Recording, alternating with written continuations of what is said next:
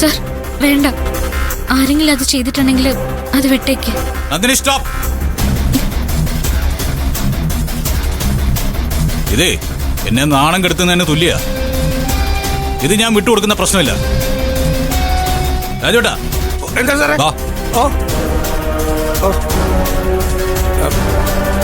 എല്ലാവരും മുകളിലത്തെ നിലയിൽ പോയി ഉറങ്ങിയാലും താഴെ എപ്പോഴും ഉള്ളത് രാജുവേട്ടനാണ്.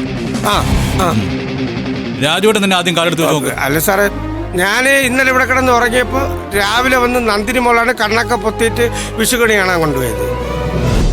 അല്ലാതെ ഞാൻ ഒന്നും ചെയ്തില്ല സാറേ. തന്നോട് ഇതിൽ കാല് വെച്ച് നോക്കാനാ പറഞ്ഞേ, അധികം സംസാരിക്കണ്ട. നോക്ക്. നോക്കാൻ.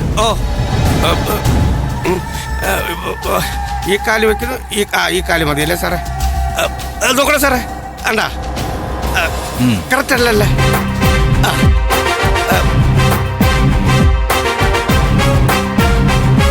എന്റെ കാലല്ലേ സാറേ? കണ്ടേ? അപ്പോ രാജുവേട്ടനല്ല, താൻ മാറിക്കൂ. ശരി സാറേ. ഈശ്വര രക്ഷപ്പെട്ട്. നീ വന്നേ. എനിക്ക് പറ്റില്ല. പറ്റും. ഞാൻ പറഞ്ഞല്ലോ, ഈ കാര്യത്തിൽ എന്നെ അനുസരിക്കാതിരുന്ന ഈ നിൽക്കുന്ന ആരോടും ഒരു ബന്ധമോ പരിഗണനയോ ഞാൻ കാണിക്കില്ലെന്ന്.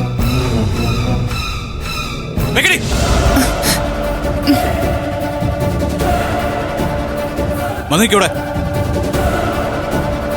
നേരെ വെക്ക്.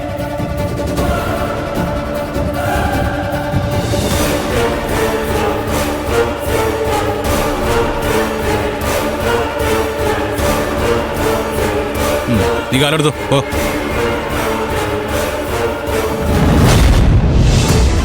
ഇവിടെ ഉള്ളവർ തന്നെ ആവണമെന്നില്ലല്ലോ, പുറത്തുനിന്ന് വന്നവർക്കും ചെയ്യാലോ. എന്താ ഇവരെ ആരെയും പറയുന്നില്ലേ?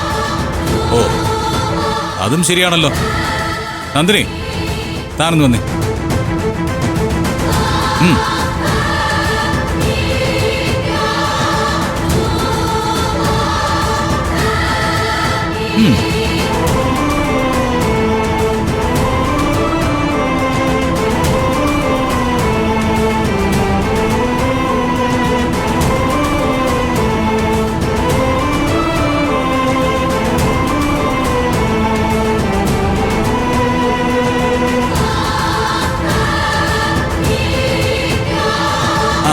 അപ്പൊ അടുത്ത ടേൺ എന്റെ ചേച്ചിയുടേതാ.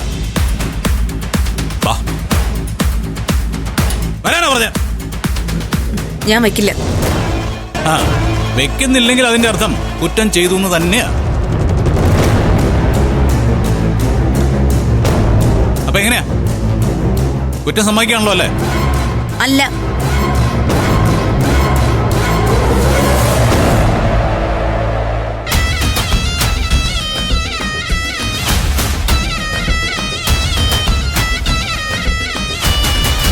എന്താ അളിയാ, അളിയന്റെ ഊഴാ?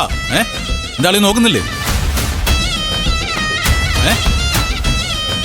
സൂര്യ, വിജയ് കുടുംബത്തിന്റെ മരുമകനാ. മമ്മി പോലും വിജയ്ക്ക് അതിനുള്ള മര്യാദ കൊടുക്കുന്നുണ്ട്.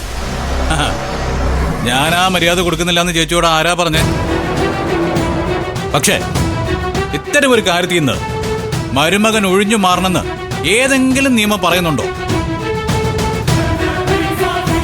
ഉണ്ടോ? ഉണ്ടോ ചേച്ചി?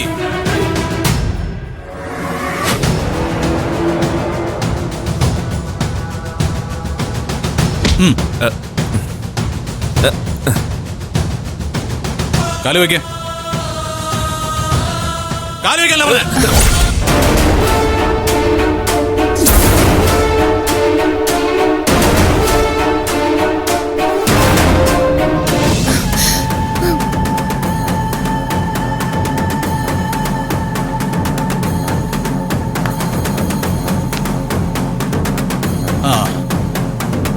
എന്റെ സഹോദരിമാര് കൃത്യമായിട്ട് നോക്കണം.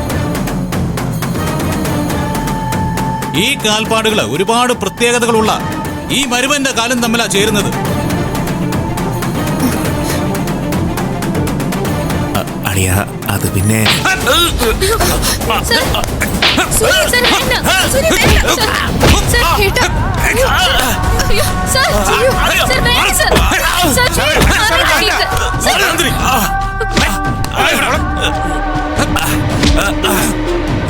അളിയൻ തനിച്ചിങ്ങനെ ഒരു ഗുഡാലം നടത്തുന്ന എനിക്ക് വിശ്വാസമില്ല.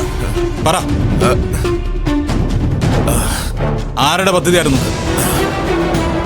ഈ നിൽക്കുന്ന ആരായിരുന്നു അളിയന്റെ കൂടെ? പറയാൻ. അത് അത്